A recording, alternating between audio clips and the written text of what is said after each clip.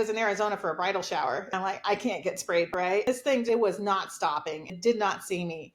All of a sudden it stopped short because it saw me and its tail went straight up.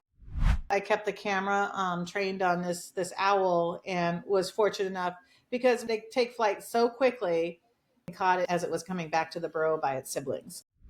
Hello, everyone. Welcome to another episode of Photographer Profile.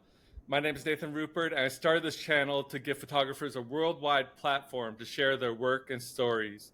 My guest today is Paulette. Hey, how are you doing, Paulette?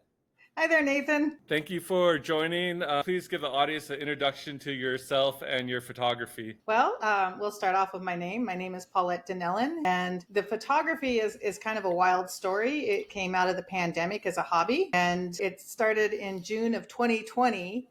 I had an icon. It was a kit camera that came from Costco.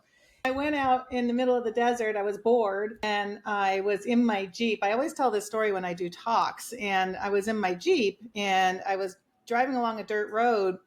I saw a jackrabbit on the side of the road sitting under a nakatillo. The jackrabbit was lying down in the shade because it was so warm. It was 95 degrees already, and it was only 10 o'clock in the morning. And I'm like, I want to get a picture of this jackrabbit. I drove my Jeep as slow as I could. Yeah. As I pulled up, the jackrabbit started to sit up. I'm like, oh gosh, don't run away, because they're pretty skittish, but it was too warm, and I think this jackrabbit really wanted to stay in the shade. I contorted my body, and I took that little 300 millimeter lens in my kit camera and started taking shots of it. But when I looked through the lens and I saw the detail of the jackrabbit's eye, I was hooked. I'm like, this is crazy. It was amazing, right? And much of my shooting that I do is in the Borrego Desert State Park. So not only is there jackrabbits, there's bighorn rams and all sorts of fun things. The landscape out here is incredible. I reached out to one of my photographer friends. His name is Ernie Cowan. I think he used to shoot for the UT. He was a professional photographer in town. He actually took my senior portrait when I was in high school. I reached out to him and I said, hey, Ernie, I'm really getting into this wildlife photography thing. Is there a lens that you recommend? I had no idea what I was doing. He said, yeah get the Sigma 150-600 lens. I'm like, okay. Yeah, I went online and ordered it. Thought it was pretty expensive at the time. It was like just about $1,000. And little did I know that this hobby of photography gets very, very expensive. Yes. But I got it and started shooting birds and all sorts of other wildlife. And slowly but surely, I am here where I am today. I really enjoy the solitude that comes with it, being out in the middle of nature and photographing these animals and everything else that comes along with that. Where are you located exactly? I have a place out in the desert. I'm actually here right now in Salton City, California, just outside of the Escondido Desert State Park. My primary residence is in San Diego County in Escondido. So I go right near the Wild Animal Park. And that's exactly where the place is right near the Wild Animal Park. So, yes. I've gone there plenty of times to shoot the animals. A little different than shooting animals out in the desert when they're right there in the cages. I haven't photographed captive animals. I've only done wild animals out in nature. So I haven't done that yet. And they're right next to you. I know. One of these days I'll try. So let's look at your picture showcase here. I chose one of my favorites that you sent me. Not an animal, but a landscape. Oh, yeah. Just give us a backstory behind this photo and why you wanted to feature it. This is a view from Ponce Point in the Borrego Desert State Park. It's known as the Borrego Grand Canyon. As you look at it, it's actually a beautiful view. And this particular evening, I had a group of teachers with me. I was helping with facilitating a teacher symposium put on by the Borrego Foundation out in the desert. I had taken them out all throughout the desert that day. We went out to 17 Palms Oasis and we were supposed to be back at the UC Irvine Center by dinner time. I'm like, you guys, we've got to do sunset. I took this group of teachers up to Ponce Point, and you can see in the background, there's a little bit of dust picking up. It was pretty windy up there. This was kind of a spur of the moment thing, last minute, like, gee whiz, let's go up to Ponce Point. And the conditions were actually perfect that day. So what's interesting with Borrego Desert State Park is the sunset is usually a little bit earlier than you typically would expect, because the sun sets behind the mountains that you see there in the distance, the San Ysidro Mountains.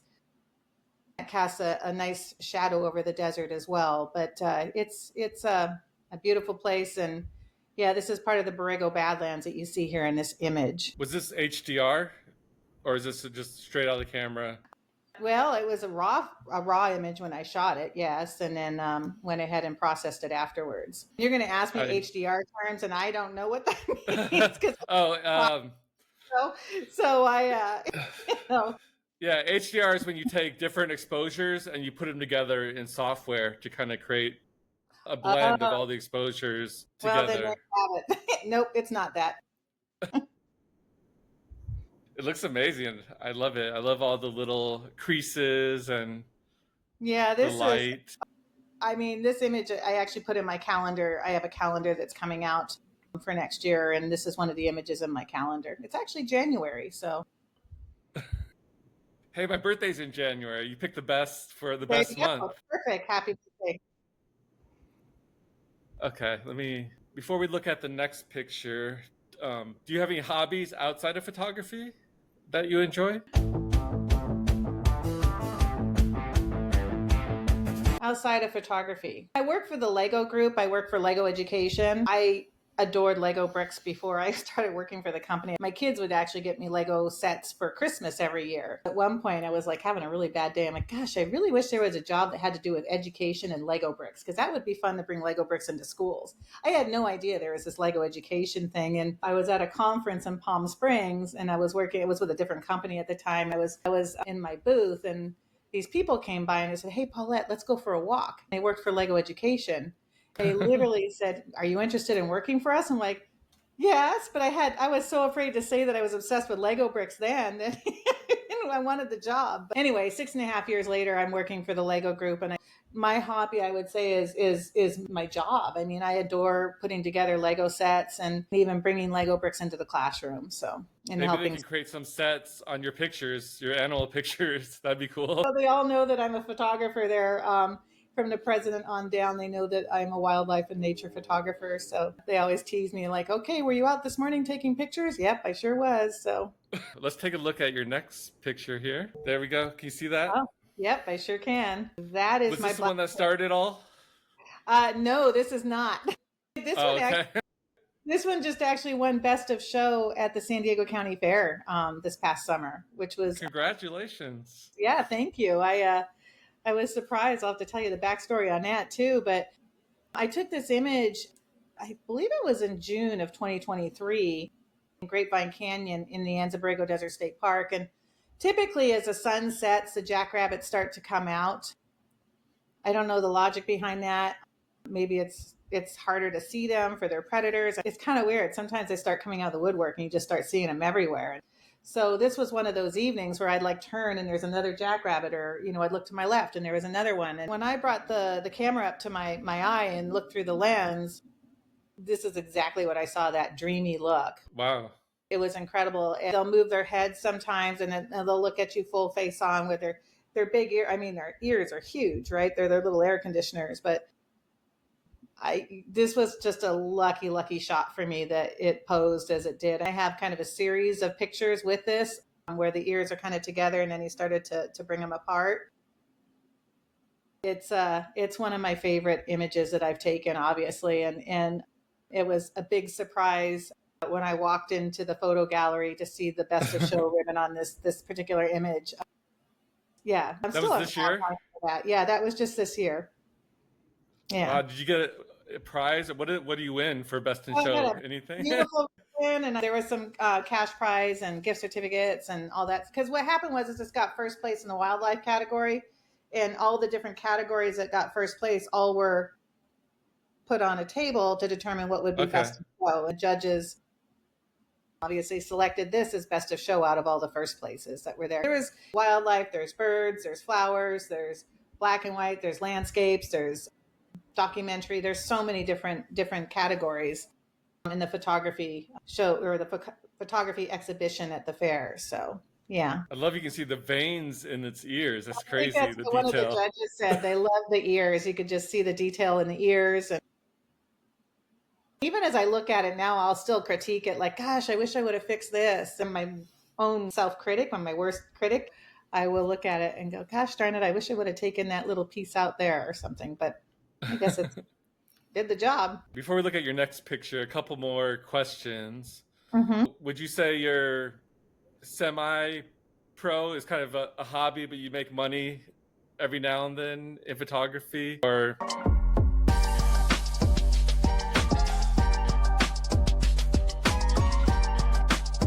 Well, I have made money. I've made prize money, but I don't yeah. sell per se. I did a calendar last year, and if you consider $200 worth of calendar sales like professional, yeah, no, I'm more Yeah. of an amateur. I work full time. I actually also sit on the San Diego County Board of Education. I was elected back in 2016 for that role, and I'm very, very busy. Photography is kind of it's really therapy for me to go out and just immerse myself in nature.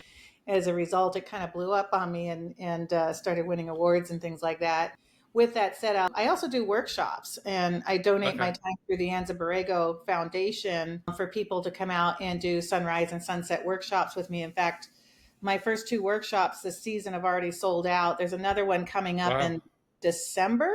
They'll be putting that up online here pretty soon for folks to come join me, and I'll also do private workshops as well. So eventually I'll consider it my encore career when I retire. In fact, I was just asked to do my first show with the Borrego Art Institute, and now it's not even until January 2026. So, Oh, uh, okay. but I'll probably do something with that as well. But it's exciting, and I'll figure it out. I've only been at it for like 5 years now, so it's all You're a new. rising star. You're just and there's the art walks and art shows too Yeah, that you could do I if you haven't. get bored. Yeah, that's like, but see, those times are on the weekends, and I'd rather be out here taking pictures. That's my problem. yeah. Is like I'd like to be out doing that instead. Okay, let's look at your next picture. Another landscape this time. This is Henderson Canyon. Earlier this year, the flowers in Henderson Canyon just blew up. Hurricane Hillary that turned into a tropical storm that came roaring up here through Mexico, and we got quite a bit of rain. And the rain, when it dumps in the desert, comes down through Coyote Canyon, and all of that water dumps into this area in Henderson Canyon. It was absolutely beautiful. This is what I call blue hour. This is the hour before sunrise, and I spent a lot of time out there in the dark morning hours waiting for the sun to rise and capturing images like this. These are three different flowers that were the primary flowers that were blooming in this particular field. It was just a mass field of beautiful, beautiful flowers. All right, let me stop sharing and ask you another question. What excites you to keep going out there and shoot every weekend, keep going out to the desert? Is there anything particular that you're really looking to capture?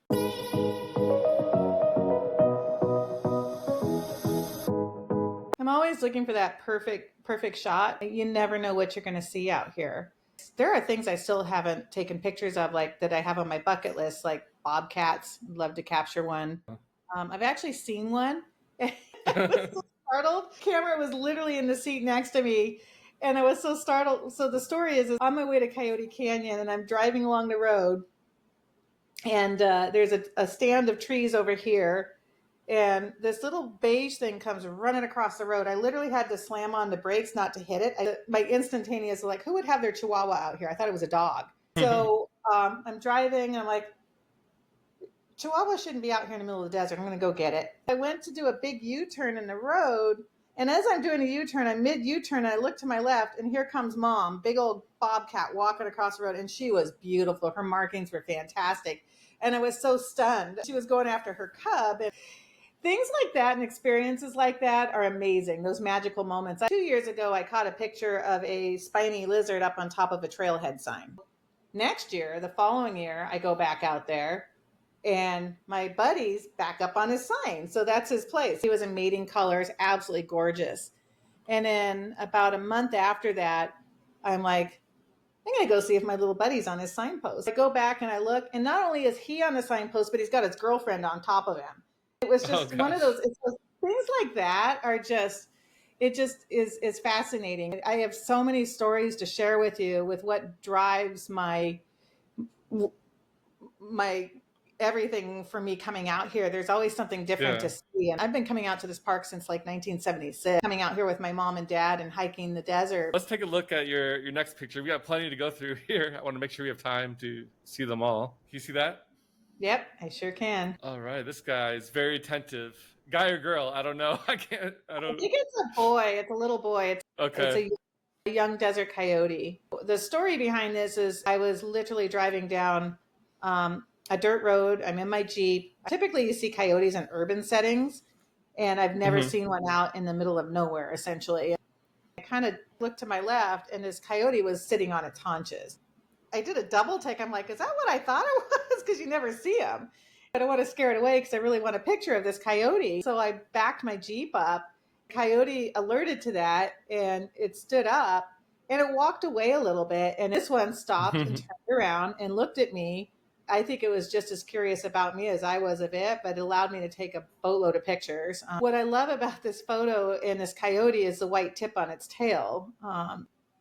I've never seen that before. I know when you look at other coyote images, they're there, but just the way it posed for me and just was staring intently at me, and I was too busy taking pictures of it. It was a beautiful moment. I just love how big its ears are big as his head, and you got the symmetry They do have big ears. perfect.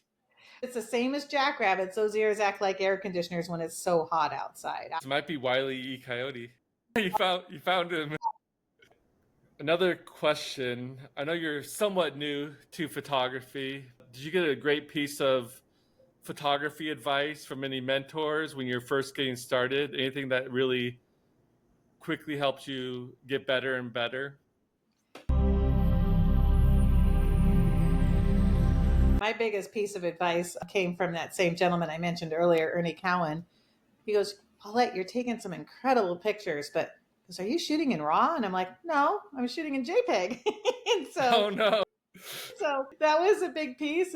I started shooting in RAW and made a huge difference in the post processing of the image. And that was that biggest piece of advice. As far as my advice that I would give is just slow down and take in everything that you see and look at it from differently, right? There's so many ways to look at a single object that you're photographing. It could be as simple as bending your knees down. I actually had another photographer tell me that one time. He goes, you can move, your subject can't move. I'm like, yeah, you're right. So I'd move and get that perfect shot. In terms of shooting RAW, I like to shoot RAW and JPEG. So after I upload it, I just quickly go through all the JPEGs, and then I can delete the ones that I know I'll never use, no Mm-hmm. matter what. And then I can focus on the RAW files for the JPEGs that I kept after that first round of looking at everything. Yeah, I don't even shoot JPEG. I know there's an option to do RAW and JPEG, but I just shoot RAW now because it takes up so much space because I do take so many pictures. Although now I'm regretting it. I just was at a bridal shower this past weekend for my niece and my sister-in-law. She goes, hey, can you give me those pictures that you shot, all of them? Because I just processed, probably about 20 of them for her, and she's like, can I have them all? I'm like, no, it's not that easy, Nuri. So I felt really bad. Yeah. Time for you to go to RAW plus JPEG. I know. Well, for things like that, yeah, probably, yeah. Let's take a look at another photo. Beautiful. Looks like out of Star Wars. And I got accused of AI on this image, and it's just right place, right time, and knowing the deserts. This is the full harvest supermoon that was recent in September, and this is looking over the Borrego Badlands. To the left, when I was out there, one of my friends, a photographer, she took a picture and posted to Facebook that she was up at Fonts Point getting ready to shoot the full moon. And I'm like, hey, I'm down here below Fonts Point. So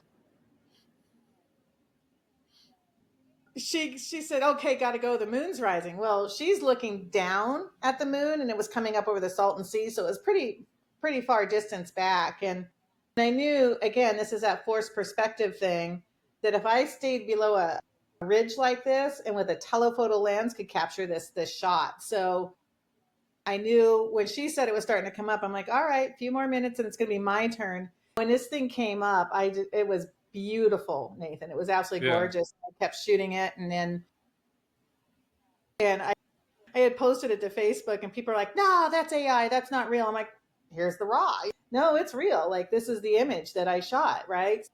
What was really cool about this is as I'm shooting this, going back to coyotes, I had this chorus of coyotes all around me just doing their full on singing and yipping and all that and howling. And it was the most incredible, magical experience. And Did you use a tripod for this shot? no, no, Handheld.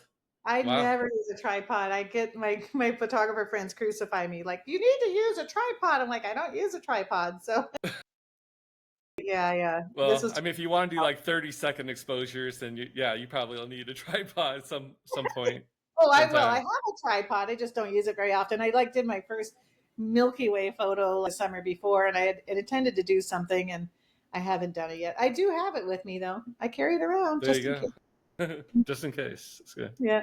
Another question for you, a thinker. What do you want to happen to all these great photos you've taken when you die, when you're no longer here? Have you ever thought about that? Your legacy? What you My want to do with all legacy. these photos?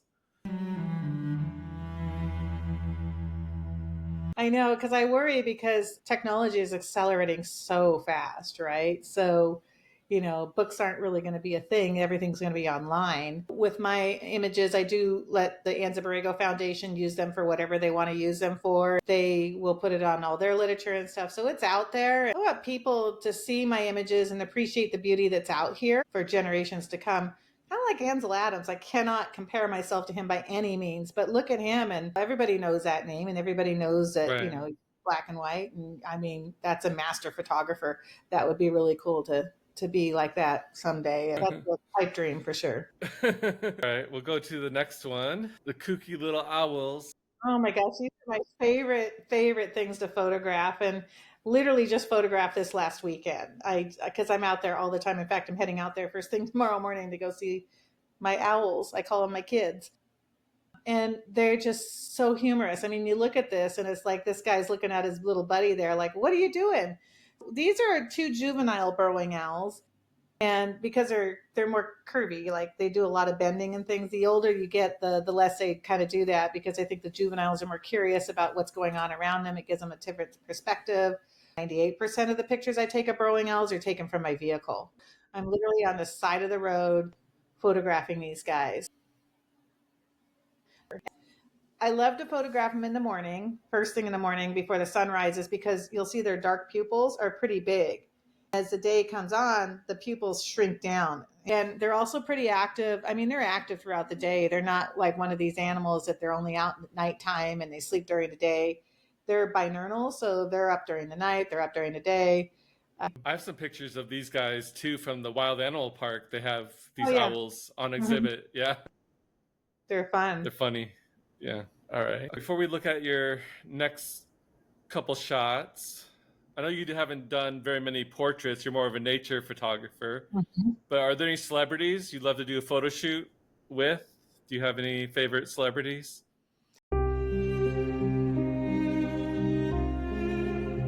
It's so funny. My best friend's daughter is actually a makeup artist for Paris Hilton. Oh, And wow.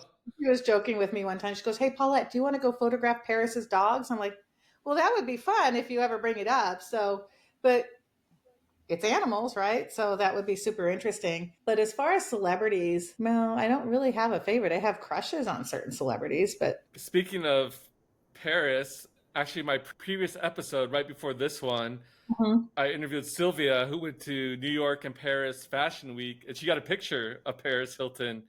If you watch my previous episode, you can see a picture Oh, from that's Fashion great. Week. Well, I think Melissa was there with her because that's her makeup artist. So yeah, Thank you hopefully for the Melissa. transition. Yeah, Melissa doesn't mind me mentioning that, but yeah, I mean, it's all on their Instagrams. All right, let's take a look at this. Is an honor. You're on the pass. This is an eastern collared lizard that I took in Wupaki National Monument, which is just north of Flagstaff, Arizona. I was on vacation. I was with my son, and we're walking around. I mean, it's pretty barren landscape, and we're walking towards some ruins. All of a sudden, this bright green lizard pops up on a rock, and I'm like, "What is that?" I'd never seen it before. Right? It was beautiful. I mean, look at it. He had a really long tail, as you can see there. When I started photographing him, he was on a rock and his tail was straight down. But as I kind of went around the rock to take his picture, he followed me, and he kind of followed Oh, me, and then cool. tail curled up under him. I submitted this picture to Share the Experience photography contest, and it's a national parks, national federal recreational lands contest. Um, and the winner obviously gets their picture put on the pass. And I got that email back in May of 2023 that said, "Congratulations, you won the grand prize." I think it was over 8,000 entries. And Wow. because of that, my picture appeared on this pass. So we purchased an annual pass this year. This is my image, and then they also gave me $10,000. I Wow. it's just it was it was a super cool honor. I mean, I'm still on cloud nine about this, and I don't know how I can top this, to be quite frank with you. But it's kind of a cool thing as a wildlife photographer to get your image put on the national parks pass. Did you get a free pass too? I assume. Oh I yeah, hope. yeah, I did. Okay. I was just at Organ Pipe National Monument last week, and I said, "Hey," because they always ask for your ID to look at the pass. I'm like, "Look at the front of the pass. See that name on there?" And they're like, "Yeah." I'm like, "Look at the name on my driver's license." And they're like, it clicked. They're like, "That's you." And I'm like, "Yeah, that's my picture." So, but it's fun Man, to tell them that that's my image on there. that's awesome. You are definitely a rising star. This is great. Okay, well, we looked at all these perfect shots so far, but let's take a look at a missed shot, or one that you said that you I know. missed.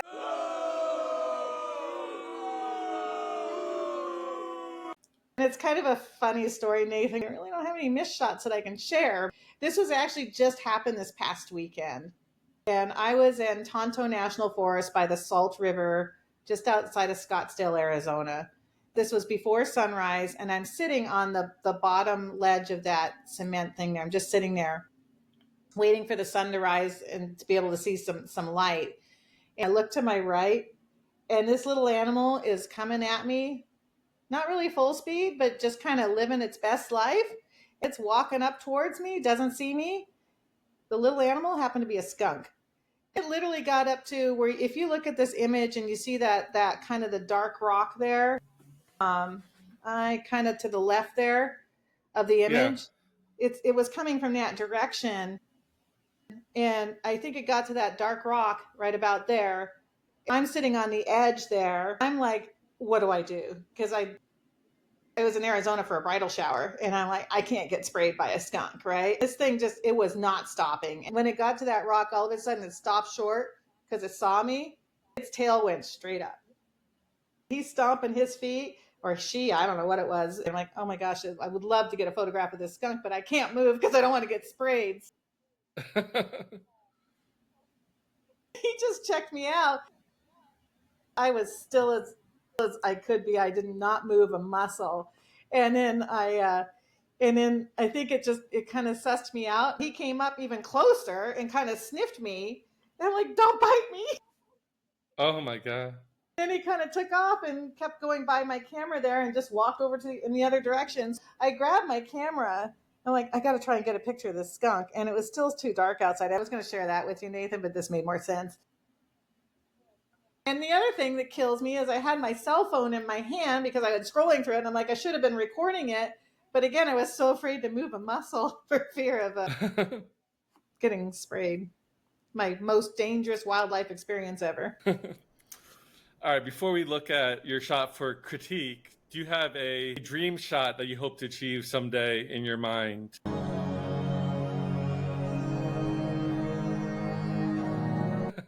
So many different animals I want to photograph. A bobcat. I would love to get a bobcat out here in Anza Borrego Desert State Park. I mean, honestly, would love to see a mountain lion from the safety Yeah. of my Jeep. Eventually, I think we're planning a girls' trip to Africa. Would love Wow. to go to Serengeti and do some wildlife down there as well. The Galapagos Islands. There's so much I want to do, and Costa Rica. I want to go back down there because I went to Costa Rica once, but that was before I became a photographer. Now I want to go back there as a photographer and take pictures of wildlife there too. Well, just keep winning those contests. That sounds like a lot of money for traveling. Well, that was a big deal there. Yeah, that was a lot of money for sure. I bought a new camera with that. There you go. So. All right, well, let's look at the shot for critique that you sent me. And this is a shot that I just took last weekend as well. I mean, it's hard enough to get a bird, but a bird in flight, it'll be hard to critique this one, but yeah, just give us an overview of the photo first. You want me to provide an overview? Yeah, just give a brief overview of So this, I was where at you one of took these. this. Yeah, this was at Sunny Bono Salton Sea National Wildlife Refuge, and here in Imperial County in Southern California. I kept the camera trained on this owl, and was fortunate enough because when they take flight so quickly. Like you're like, what just happened? It's hard to get a shot of them, right? But fortunately, at Yeah, right place, right time again, and caught it mid-flight as it was coming back to the burrow by its siblings. I don't have much to critique on this photo. It's super hard to shoot birds in Yeah, flight. I I've can see done it this one myself. contest, right? I guess the only thing I could say is maybe use a little bit of a higher f-stop to get the wings more in Mm-hmm. focus as well. It looks like you got the face and the body pretty in focus, but the wings are kind of out of focus. That's just a minor critique, Yeah, perhaps, that I can think of. I am my own worst critic when it comes to stuff like this. Yeah, I just as long as I get the face focused, I'm happy. But I always wonder, what else could be done just for fun. It's a balance, right? Because you want good bokeh or whatever in the background to separate the subject, Yes. but you also want it in focus as much as possible. It's a hard balance between those Mhm. two, especially when there's low light. It looks like this was kind of a low light situation, maybe at sunset or dusk or something, Oh, the sun perhaps. had just risen, so it was kind of it was golden hour, so it was the Okay. hour after sunrise. Yeah. All right. Well, that's all the photos. Before we wrap things up, do you have any other crazy experiences or stories out there in the wild that you've experienced?